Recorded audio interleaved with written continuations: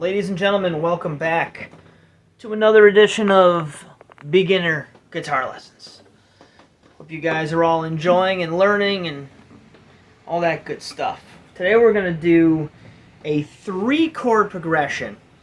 And I'm not going to do this just for the sake of doing a chord progression video. I literally want to give you a chord progression that uses a specific voicing, meaning a specific shape to form the chord, and it's going to allow for easy transitions between the 3 chords. So what we're going to do is we're going to do a 5-4-1 in the key of G. Okay? Now the 5 chord in G, as you'll see on the screen, is the D chord.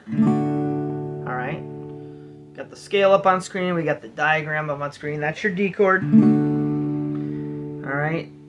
The 4 chord is C, but we're actually going to alter that a little bit. I'll get to that in a minute. And then the 1 chord being the G.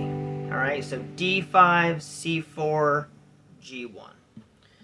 We're going to alter all of these chords to make for a better sounding chord progression with less movement. The idea here is to not have to move the hand all over the place to get from chord to chord.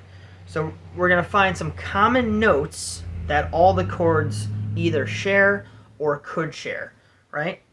So with the D chord, we're going to make it what's called a sus. Alright, that's where you add the note that's above the major third. Now, if you don't know what I'm talking about, I will eventually get to this in future lessons. I'm trying to keep most of this stuff as concrete and on the instrument as possible, but I will eventually deep dive into the theory. So please don't worry, it's coming. Here's your D chord, alright? What we're going to do is take that pinky and we are going to place it on string 1, fret 3. So now you're utilizing all 4 fingers on the first 4 strings. And again, that creates what's called a D sus 4. And it's got a slightly, here's D major, and here's the D sus. Very, very Tom Petty sounding, right? So that's the first chord. The second chord is the C chord, but we're going to alter it. You're actually going to keep the pinky and ring finger where they are, so we're going to remove the other 2 fingers. We're going to keep those on 1, 3, 2, 3. And then we're going to add the middle and the pointer up where we usually have them for the C chord, which is the 5, 3, and the 4, 2. So now you have 5, 3, 4, 2, 2, 3, and 1, 3. And this is going to be what's called a C add 9, which also has a very sus feel. Alright?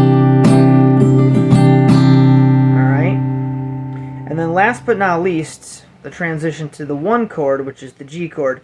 This one's really cool because you're still going to keep these 2 notes right there planted. And then you're just going to take the shape of these 2 up here, the 5, 3, and 4, 2, and make the 5, 3 a 6, 3, and the 4, 2 a 5, 2. And then you have your G chord. So there's your D to your C to your G. Do it again. D sus, C add 9, G. And so I'm going to point out one more time that these 2 notes right there, the 1, 3, and 2, 3, those were present on all 3 of those chords. Once you plant those 2 fingers on those frets, you don't move them at all. And that's what I call one hell of a chord progression. It sounds good, it feels good, and if you can train yourself to keep those fingers there, you can really do a lot of things with that rhythmically. And being that it's essentially a 1-4-5, it's going to sound great in a lot of situations, from rock to blues to pop to even jazz. It's all about, the rhythms that you would give to it that would change the style. But feel free to give that a try.